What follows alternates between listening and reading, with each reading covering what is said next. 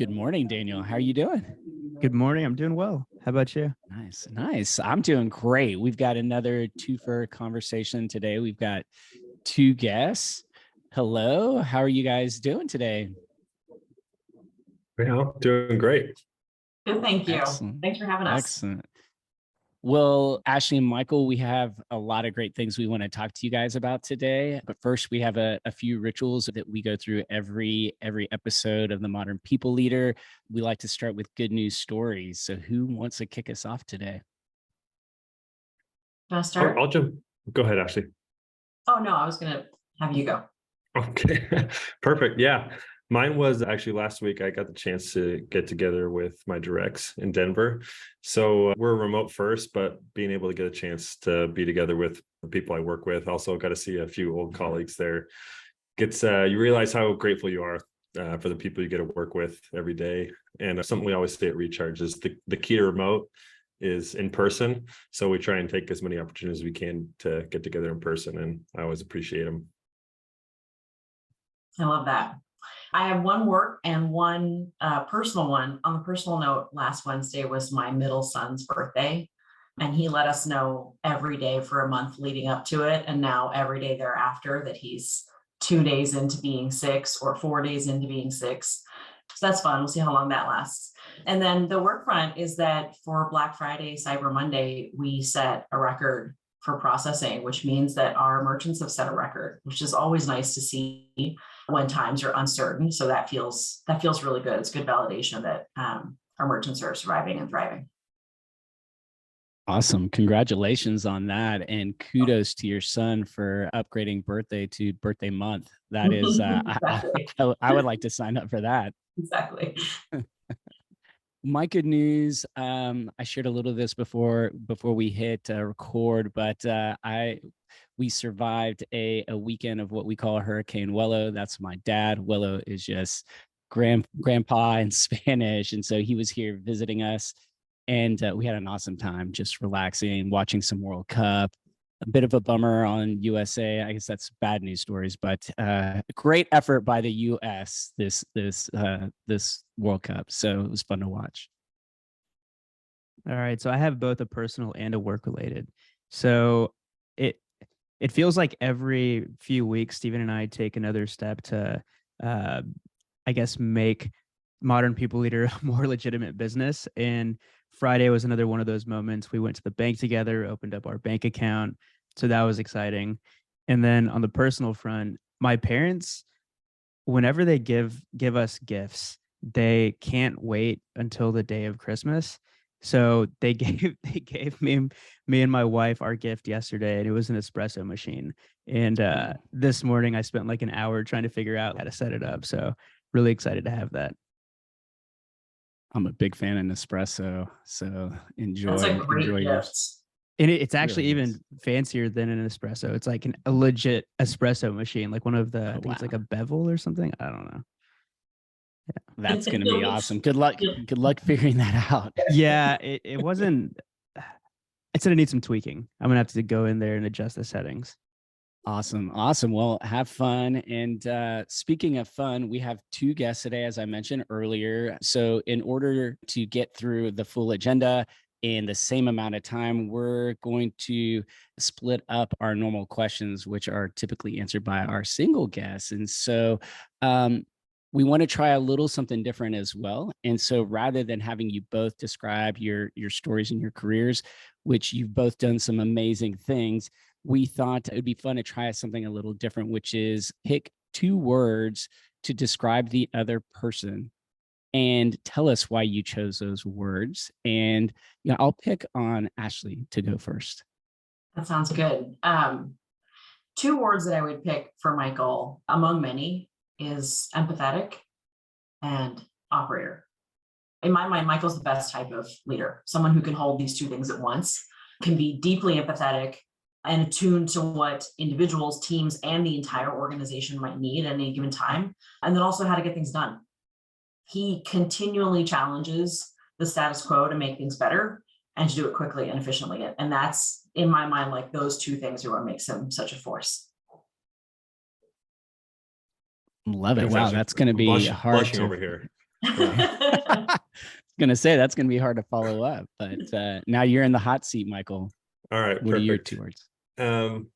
I group mine together for Ashley. I'd actually say action oriented. So I noticed this from like week 1 when Ashley came on board. I think she came on board like the perfect time when we needed her, diving into the details across the full spread of the business, which was just really cool to see. Not only obviously she's got a really strong like go-to-market background, but having her be involved and care about the culture, how we communicate with each other, how the leadership team works together, how our ERGs are working, how we're working on the DEI side.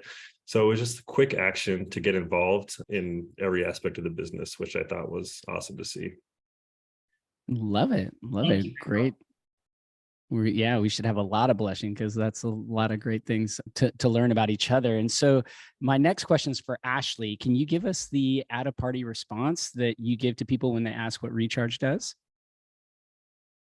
Party response. Well, if it's a party response, it has to sound super exciting. I will say that Recharge is a commerce multiplier. It's the leader in the subscription e-commerce space, but it's rapidly growing into all the ways that businesses need to maximize their customer relationships, whether that's through subscriptions or cart bundling, and soon to be much more. Love it. That's perfect. That's perfect. And so now moving on, what is it like to be a Recharge employee, and why should we be jealous that both of you get to work there? This one's from Michael. Oh, perfect. Yeah. So I guess my answer to that probably changes on the day. I think something about working in an ever-changing environment is there's a lot of hard things that happen, but that's also the fun part.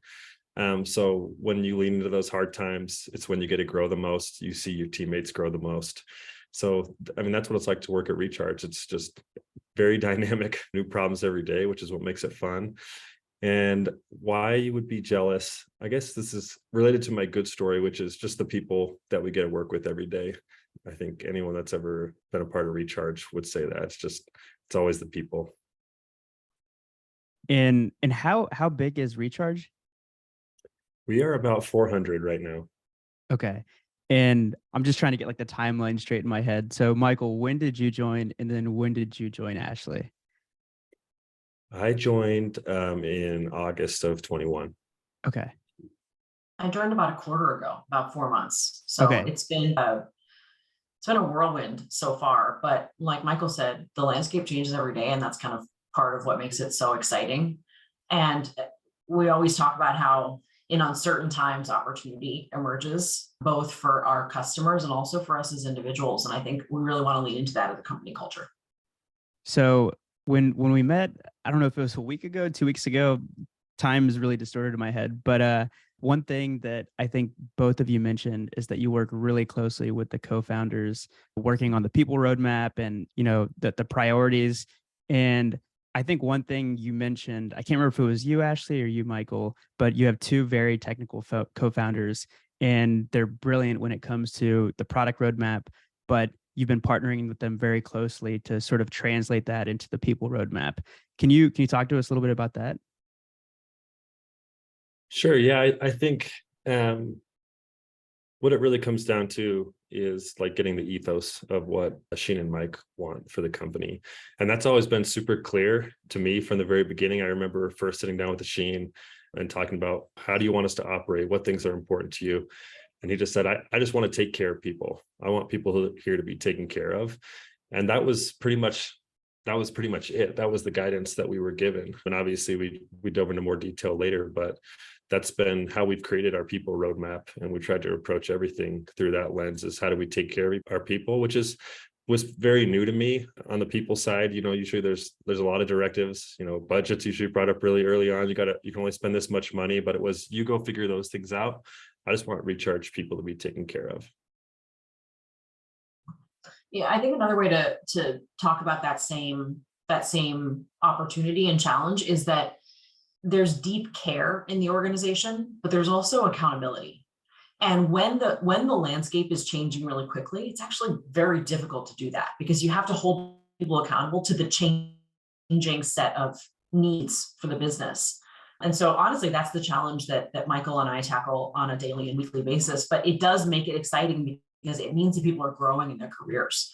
And so balancing that deep care and strong accountability, that's a main focus for us. And, as we think about like the people roadmap changing, we look at like, how do we hire for this stage of the company? What are the skills and traits necessary when you're in an aggressive scaling mode, meaning like expansion versus early stages of building? And it's honestly, it's really hard to thread that needle, but that's what makes it so much fun.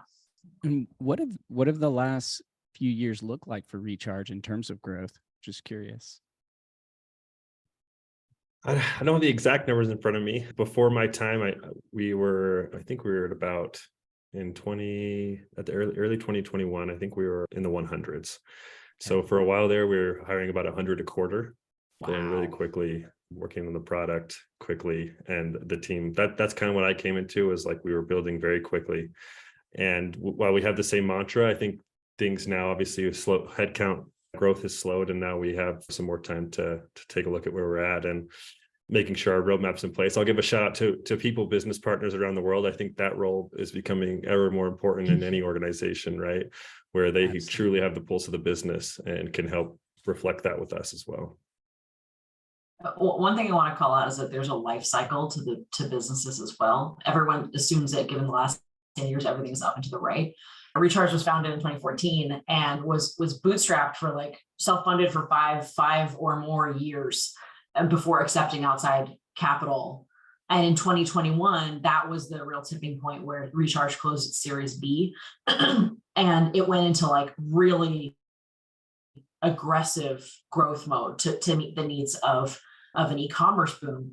And now we get to go into build mode again. And so this notion that like we're done and we're just going to scale, like that's not what Recharge is about. Like we're a building company, and it's been really neat. But you also have to assess like, how do we best serve the employees that we have in a phase that perhaps we had not expected to be in, which is like building, iterating, moving for agility as opposed to scale.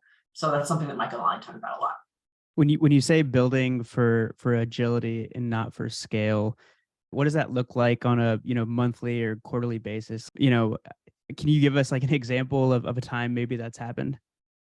I can't. Actually, I want to amend that slightly in saying that means that the ecosystem of employees shifts a little bit, meaning how we manage and how we support. So in no organization, regardless of size, is every single person building, right? There are also those that just like they have a drumbeat and there's comfort in that. And so the work that we're doing right now is balancing those that need to just execute on a day in, day out basis. You give them very clear instructions and they grow within that. Like that's their job. And then there are others that they need to be in a more like tag team, tiger team environment where they're moving very quickly and they're learning along the way, and it's a little bit more fluid. And so like being able to have all of that in the same place, that is an immense challenge for us, but it's something we talk about at the senior leadership team level. Like, how do we make sure that we don't have all of one type of person, all of one type that's like needs to be super structured all day or only operates in super fluid environments and wants to build all day? Like, we need both, and we need to support both types. Gotcha. And, within the different teams, you need both types of people, right? Absolutely. Absolutely. Yeah. I feel like, especially, I don't think there's been more uncertainty than there has been in the last couple of years. And not only is your business changing probably every quarter, but the world seems to be changing every quarter. So I feel like you need a good balance of people that can take the ambiguity that's being thrown at them and still be able to thrive, but also the people that can just execute at a really high level all the time. So I think, something else that's on the mind of a lot of leaders right now is employee experience. And it's not often that we have both the SVP of people and the COO on the same call. And, employee experience can mean different things to different leaders out there or within an organization. You have two unique vantage points.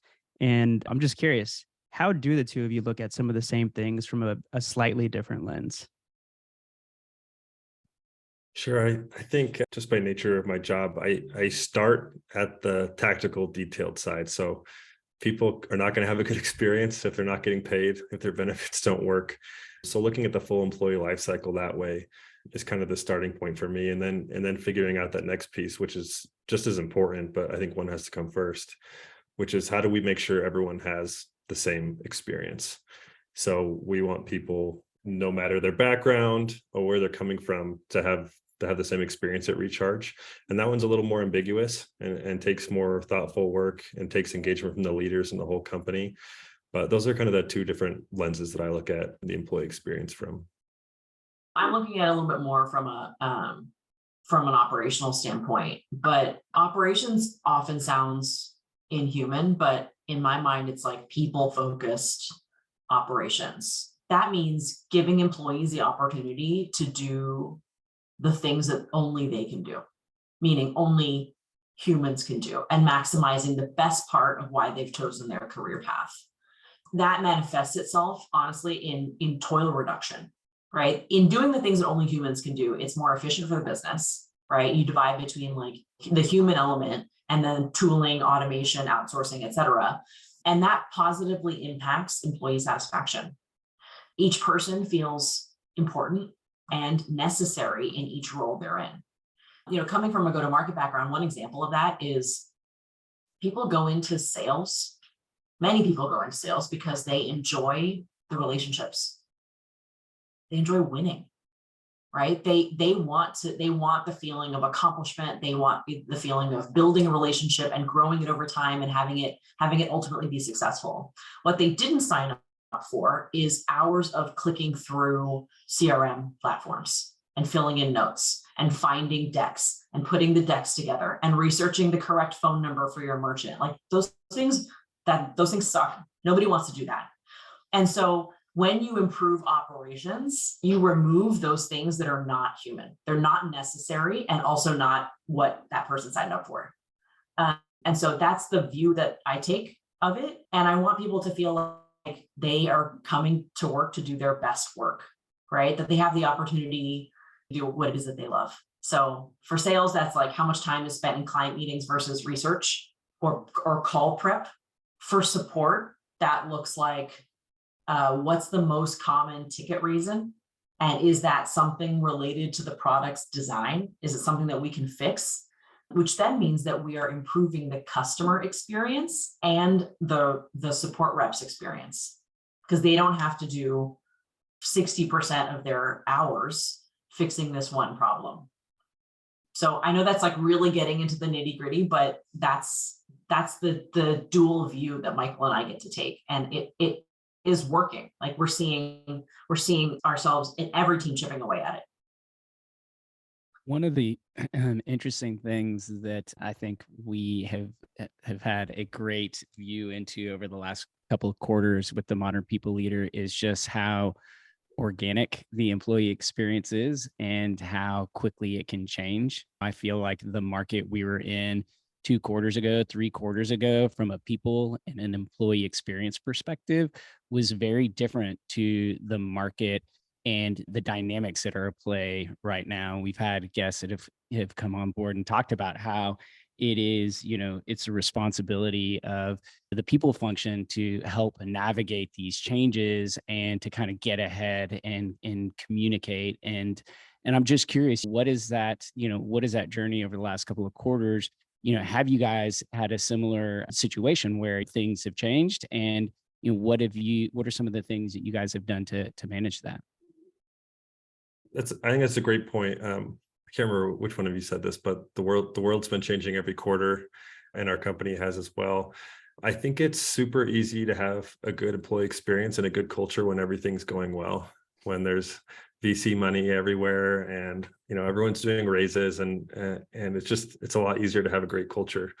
And so I think what's going on now, and I'll speak from a Recharge perspective, is how do we be a lot more intentional on building a great culture? What does that actually mean to us? Where before it's like, yeah, we have a good culture, everyone's happy, the business is naturally doing well, our merchants are naturally doing well, so everything's going really well.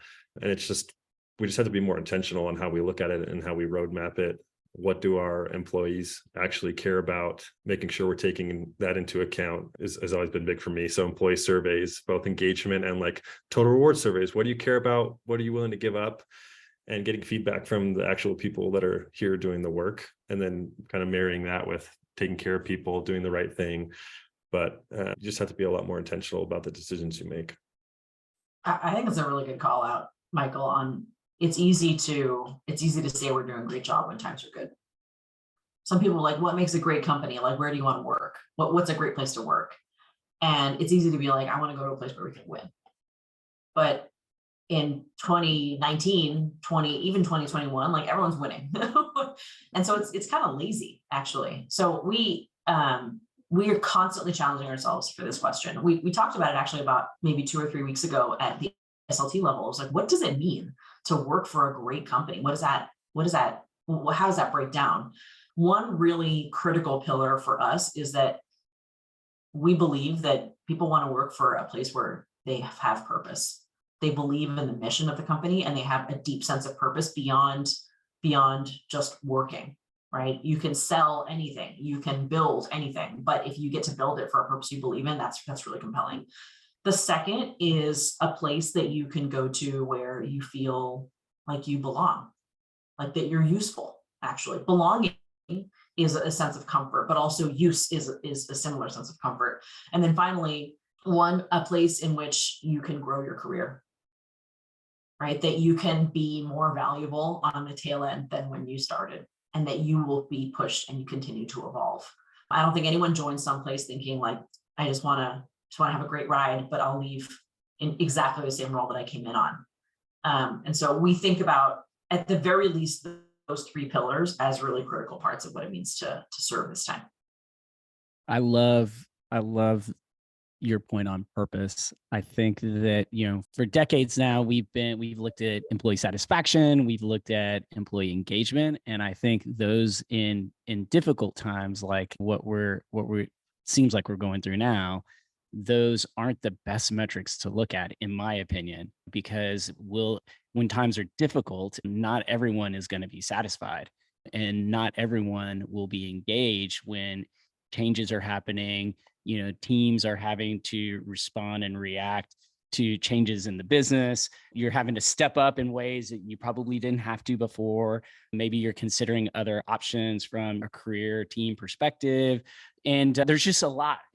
There's a lot going on. And I'm not necessarily going to be satisfied with those changes. And I'm not necessarily going to be engaged in those changes. Hopefully I am. But the one thing is, I think that the common denominator that can get you through these times is having a sense of purpose. We have a guest that's going to be joining us in January, Mindy Cox, and she is the chief people officer for a company called OC Tanner. And they have research and belief that it's fulfillment that is really kind of the key in times like these. And so I love hearing that, the 3 pillars are amazing. And I think in particular, that deep sense of purpose, I think, is one that companies are going to be really smart. Recharge in particular, I think it's very smart for you guys to be focusing on how do we drive that sense of purpose. We're lucky in that we have thousands of customers upon which stories we can draw. Like they're why we do it, right? And when they have a absolute lights out Black Friday, like that's exciting for them. When they set a record year over year. And so we try as much as we can to just celebrate those individual stories, because if it matters to them, then, by trickle down, it really begins to matter to our employees. And so reducing toil is something that you've mentioned that you're constantly thinking about. And actually, you gave some great examples earlier on reducing toil. And so why is this such an important area of focus or metric for you all at Recharge? I'll share from my perspective that just from the operating side, like it's just a more efficient business, and it actually teaches us a lot. I don't think of anything as good or bad. I'm naturally not a very binary thinker in that way. So when we uncover something that is a knot that can be untangled, let's just go and tackle it. And so in focusing on toil, actually, it teaches us where there's friction in the system. And any friction in the system usually manifests itself in friction for our customers or friction for our employees. And so it's like, why wouldn't we want to fix those things? And so toil actually is just a really good representation of like, where should we go next? Where should we focus our energy on fixing things? And similarly, what processes do you have in place to remove certain things from your employees' workflow that are holding teams back? I will say I'm still relatively new to Recharge, but what I did when I first started was do a review of each line of business, and that starts telling you like how many tickets are, we mentioned before, how many tickets are for each sort of product type, or why are certain tickets coming in. You can also look on the sales side, like how long is the deal sitting in each stage? And that might tell you, is there something that we're not telling the customers about, something that we're not connecting with? Similarly, for customer onboarding, how long does it take? How many days in each stage of customer onboarding, and why? And are there ways that we can automate it? Or is there something that there's feedback that we can provide to the product so that they can change the product experience? And so it's just these deep dives in each part of the business that gives you the ability to start diagnosing. And there's action all around as a result of it. It's pretty cool to see. Yeah, I'd say on the back of that, looking at the people side, if I could show you our roadmap right now, it's really leaning into the tech side. So how do we use technology and lean in to meet our employees' like base hierarchical needs, so they don't have to spend any time worrying or thinking about these things. And that's the experience we want to have. People don't have to worry about the basics. They can go and worry about their jobs. They can worry about helping our merchants, and not about paychecks, benefits, where their career is going. And we can kind of outline those things for them and help make it easy to understand, so they don't have to spend as much time worrying about those things. I love it. I love it. Are there any kind of top of your list items that you're looking at for? Oh man, I mean, we when we were sorry, budgets may not be fully approved yet. Steven. I know. No, I mean, when we were planning on continuing to grow headcount at a much higher pace, we implemented a larger, I'll leave names out. We implemented a larger HRIS. And so now it's really like, oh, we have the system, let's go get a lot out of it. And not a lot for us, but a lot for our employees that makes it easy for them. So that's our focus now, is really driving into that system and trying to get everything in one place. So it's just a simple to do for our employees. I'm going to switch gears a little bit here. We've recently on the show talked a lot about the importance of career development, particularly to Gen Z as they're assessing growth opportunities in their general decision-making process for where they select to work. How is Recharge looking at career development and offering meaningful opportunities to your people? I'll take this one first. Actually, I think same to my point earlier, which is it's a lot easier to have natural career development when companies are growing. There's new positions, new product lines are opening up everywhere. People just get more natural opportunities to expand and grow. And I think for us now, obviously, and a lot of companies, it's how do we be more intentional about that? So there's like the really tactical stuff, which I'm sure y'all talk about, leveling, actual structured career frameworks. But for me, like specifically with my team, what we talked about going into this next year is we're going to have an increased focus. We're going to have increased velocity. We want to try and split that work up amongst the team and give them natural opportunities to go places they wouldn't have otherwise done. So I think whenever an economic climate or a macro climate squeezes something, it actually creates awesome opportunities to lean into. So team members that get to work on things they wouldn't have, and just making those things visible for the team so that they have chances to grow their careers. And it all starts with having good managers who have the relationships with their people, so they know where their folks want to go in their careers. And you can create career ladders all day, but at the end of the day, if the manager isn't driving that conversation of what do you care about, where do you want to go, then it doesn't really matter.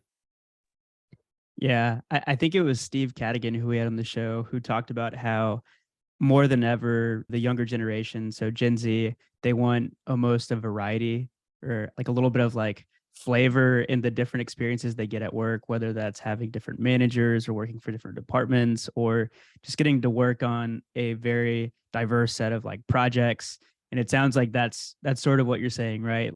By giving, I guess the economic conditions have created an environment which it's giving people natural opportunities to maybe work on some projects that they wouldn't have had opportunities to work on before because there's a need for it and you don't have people that are doing it. So you're just giving them these opportunities. Is that right? Yeah, exactly. A chance to lean in where you otherwise wouldn't have. We had a really good example in our town hall where the core product team had to work on something else. So a different team that was assigned to a completely different project jumped in and helped solve this issue. It's just people playing cross-functionally to actually just help the greater goal of the company succeeding and merchant succeeding. So I think that's the kind of fun that happens in hard times. Yeah, for sure. I'm just thinking about in my past role, there was a guy on I think the data team, and he just happened to be really good at social media for himself. Like he had a side hustle and he had studied the LinkedIn algorithm, and from his learnings put together a lunch and learn for the entire team, for the entire company, walking everybody through best practices for posting on LinkedIn and growing an organic following. And I don't know, the entire marketing team, I think, found it really helpful. At least for me, I thought it was. And that's somebody that I think I probably would have leaned on and said like, hey, like, can you help out on the social side as well? Sounds like you have interest in this. I know it's not your day job, but yeah, I feel like there's so many opportunities like that. I do think it's important to call out that in fast growing environments, though, performance management is even more important than ever, right? And that sounds, you're like, okay, obviously, right? That sounds so basic, but performance management is just the practice of being intentional and prescriptive around expectation setting, and also making sure that the side projects tie to a core, like to a path of development. I think we can all agree, like we never forgive ourselves if we had people doing everything, lots of things. And if it felt very exciting at the time because they felt like they were fulfilling a need, like that employee felt like they were fulfilling a need. But at the end of the year, it didn't help them get any farther toward their career goal. It just meant that they were busy. And that's a failure on so many sides, right? That's a failure in performance management. That's a failure from the relationship between a manager and their employee.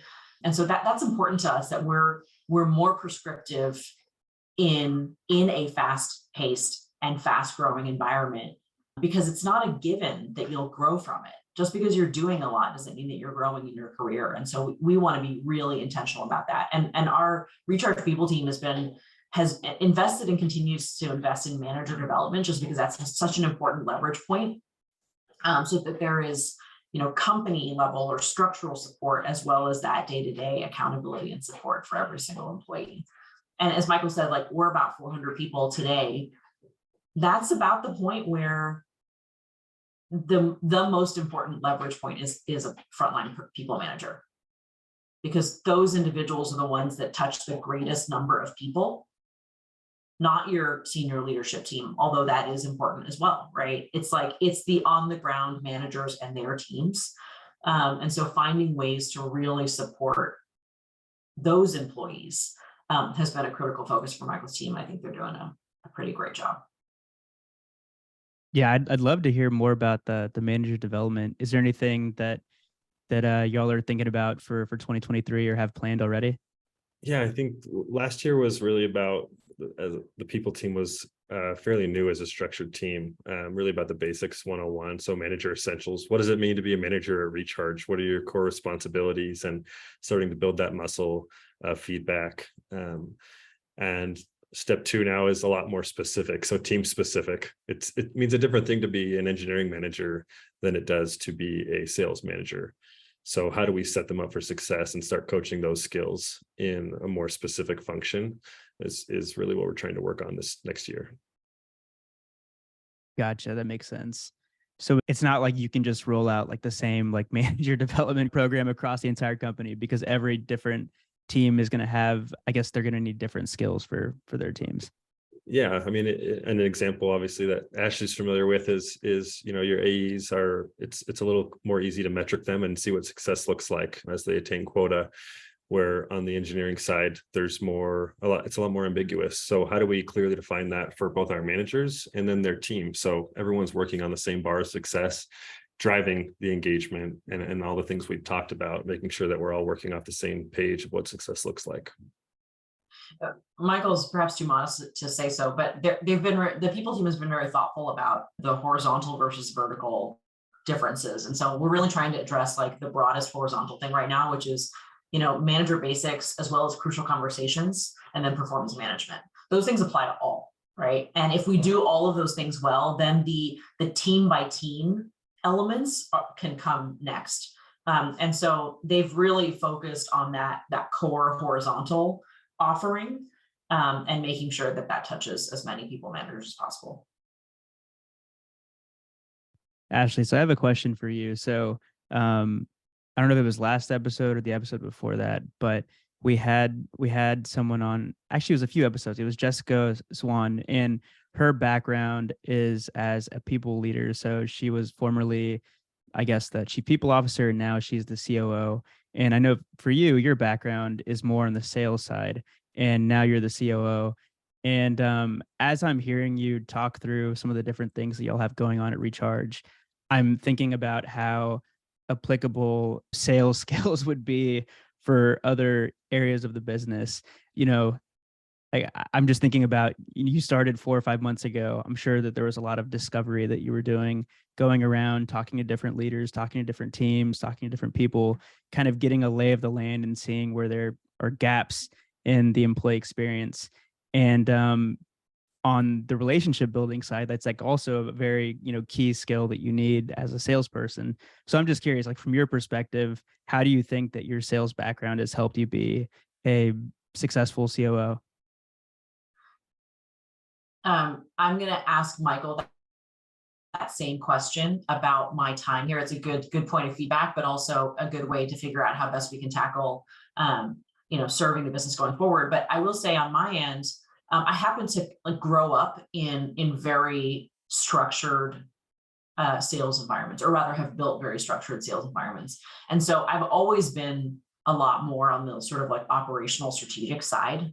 That's where I started my career. And now that's where I've ended up. It's like full circle. But I do think that there's some really critical benefits of doing a tour of duty in sort of customer facing roles. One is the ability to listen. That sounds funny, right? You think that your job is to talk, but it actually isn't. It's really your job is to listen and to understand like what really is the problem here. Like what are people trying to say? And what's interesting is there were a number of times in the past couple of months where people would be like, well, the issue is this. And then you'd sort of pull on the thread a little bit and you're like, oh, well, if we fix this thing over here, you're like, you thought you were pulling on this thing, but if you fix this thing over here, it solves a whole host of other problems. And so there's this like listening tour element that's really powerful. And then finally, when I'm done with the listening tour, now it's about trying to find the greatest common denominators and bringing the company along, as many of our senior leadership team members along as possible toward the same vision. And then right back to where we started in this conversation with the four of us, it is Michael and my job to distill what the product and the co-founders want to do and translate that into how are we going to operate and how are we going to support our employees. And so there's a storytelling element as well. Those are some deep questions. What do you think, Michael? It's funny, I hadn't really thought of that. We told you guys we would throw you a couple of curveballs, so hopefully they're not too unwieldy. No, I agree, Ashley. I think bringing people along has been that's been a great change for us as you come on board with Recharge, helping to distill after you've done your listening sessions and bringing the leadership team and then the company along. Ashley doesn't talk about that, but she does. She kind of just naturally took, a lot of our employee comms and, running town hall and making sure that everyone's on the same page, which is something that's it's a soft skill that goes unnoticed, but it's been like a definite change in the culture here as we've done a better job, I think, about just being transparent in every aspect of the business with the company. And Ashley's the one that's been driving that. So it's been awesome to see. Thank you. I think there's something to say about a leader when they're willing to get in front of, the team members and employees and speak confidently about where we're at and, where we're going to go from here. And so I love that that was called out by Michael, because I feel like that's such an important trait for a modern people leader to have. I really appreciate Michael calling out, because I don't enjoy public speaking, but I care a lot about transparency, a lot. And so it feels like this like call to action of obligation. Like we have to bring our employees along. Each and every person should understand the direction we're moving in. And also like the deal that we make with each other. Like we as a company will push you and help you build your career, but then you will help us build this product and you will help us serve our customers. And so that drumbeat is really important to me. And I appreciate the call out, because it's not something that comes naturally to me in that way. It's just a love fest today. Yeah, no, I love I like the love fest. So switching gears a bit, I know that Recharge has always been fully remote. Is that right? I think I remember one of y'all saying that. Okay. I imagine that the culture has evolved in the last 4 or 5 years, especially as the company has gone through this growth mode. Can y'all give us a little view into what the culture is like and how it's changed over the years? Neither of us have been here multiple years at this point, but I'll speak for my 18 months of experience. I think being, not fully remote first company, when I came on board, I mean, that's what I was interviewing for, was I need to find a place where like I love the culture. I love what the company stands for. I love the people I work with. And I felt that like so quickly in my interviews. So I started interviewing on a Monday, and then I signed on a Friday, which is like not what I would tell anyone to ever do, is to make a decision that quickly. It's against like all my advice, and I'm very usually prudent, but I just knew I wanted to be a part of the culture that they had. You could tell that these people, they cared about each other. They cared about the merchants. Just a company that naturally does better if their merchants are succeeding is something I hadn't been a part of before. You can sell someone ARR or a SaaS product and it's good for them, but as they do well, you don't incrementally do better. So it was just something cool to be a part of, to see that we really, all our focus is on our merchants. And so if our people, again, it's that trickle down, if our people feel like they're being taken care of, they're going to take care of our merchants. And then we're all successful together. It just created like a natural culture, I think, that people like to be a part of. And then I think as it's developed, I think as we got bigger, you just have to be more intentional. All of a sudden, you don't get the same face time with the same people. And that's what I've always seen at companies as they start to scale, is how do you continue to bring people along? I think that's so important. It just doesn't come as naturally anymore when you're at 400 people than when you're at 150 people and you know everyone's name. So how do we bring people along? How do we make sure all the voices are heard and show that we care about the individual? So being more intentional with how we train our managers so that they're having those conversations and they're showing that they care to their employees. So it's just more intention on how we don't. I just try not to mess the culture up, honestly, as I came on board. It's like, this thing is so good. How do I not kill it as we scale and make sure to continue to see it flourish? So you said that you interviewed on a Monday and you signed on a Friday. What was it like? Was there a moment in the interview process where you were like, this is the place that I want to work? I've got to get this offer. Yeah. I mean, I love the team. And then it was honestly, I had a Friday morning call with our CEO, Asheen, and he likes to walk a lot. So he was walking around and it was just like the most casual conversation. I don't think Asheen at the time knew what exactly I came on board to Total Rewards. He's like, I don't really know what Total Rewards is.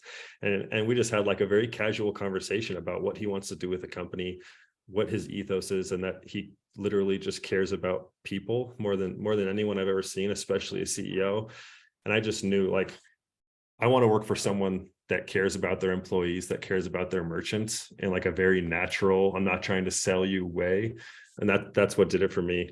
And he was having a hard day. It's like, it was noon. He's like, oh, I just want to go get a beer. I'm like, he just talks to you for better or worse. You know, he'll tell you exactly how it is and where his head's at. And that was what sold it for me. It's been awesome. Sometimes you just have to go with your intuition. Yeah.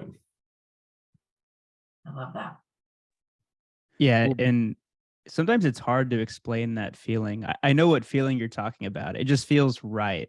And, everybody that you interact with is saying the right things, but not just to say them. You can tell that it's genuine. And yeah, it's really special when you can find a place to work for like that.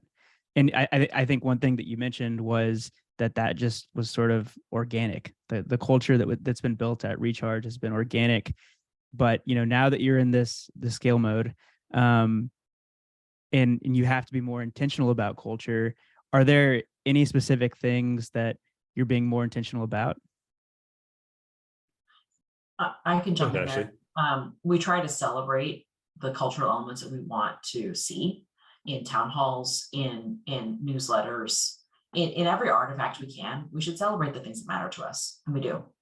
And so that's part of this, like, how do we make sure that everything trickles down? And one super important element that I think Michael was alluding to, that he felt from Asheen when he interviewed, that really permeates the organization, is like, let's do hard things, but let's just make sure that we're working together on it.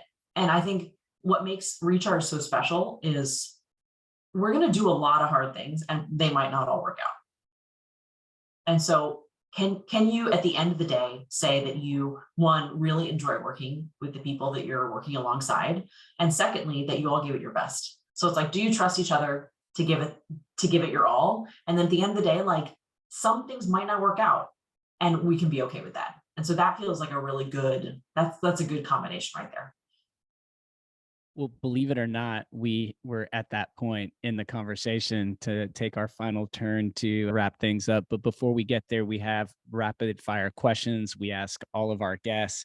And we're going to continue with the alternating approach just to get through this, quickly. So my first question is, how do you define a modern people leader? And what are the traits and characteristics that you consider to be definitive of a modern people leader?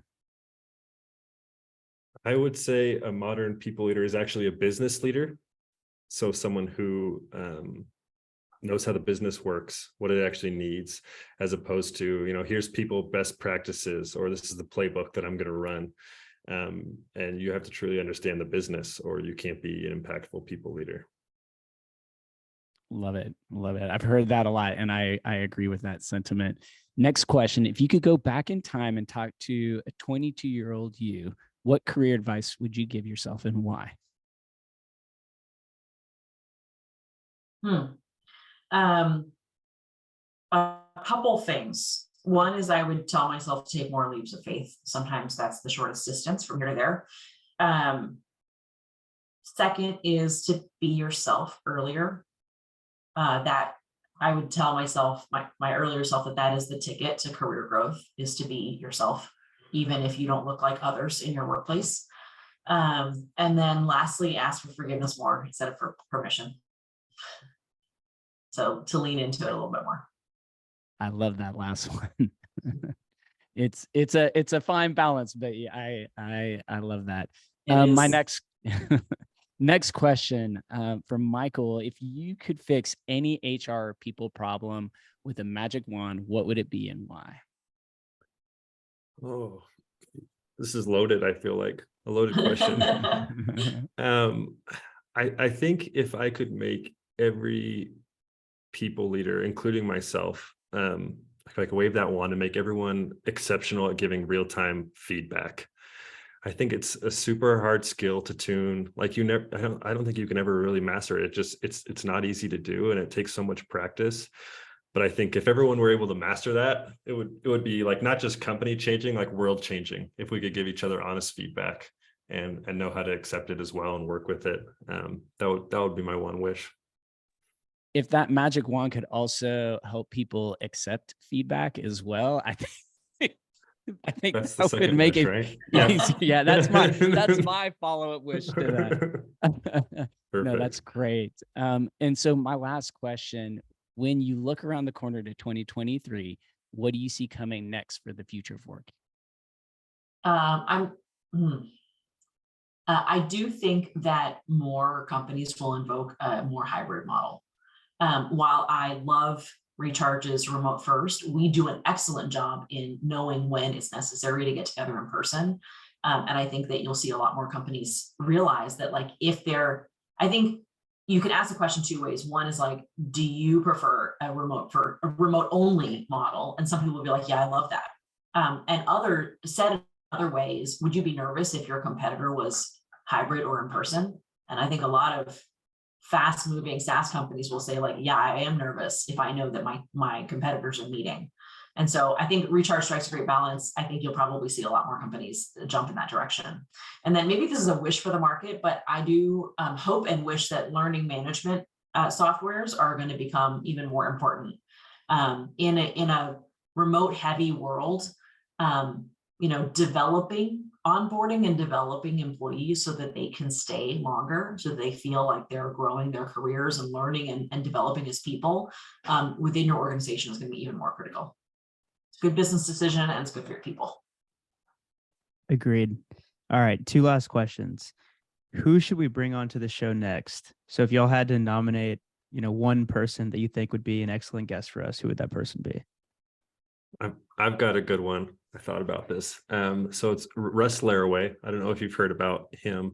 So he's big in the radical candor movement. I'll give a shout out. He just wrote a book called When They Win, You Win. It's an awesome book about management, and it's all about data-driven ways to manage people. So I had the pleasure of working with him at Qualtrics, but he really shaped the way I want to manage and lead people. So I think he'd be great.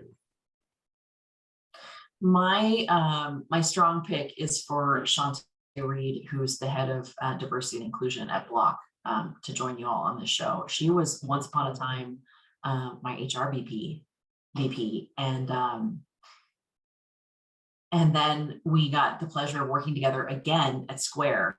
And so she's the real deal. She is an operator through and through, but also just really smart at how to bring culture and diversity inclusion across a very broad remote first organization like Block.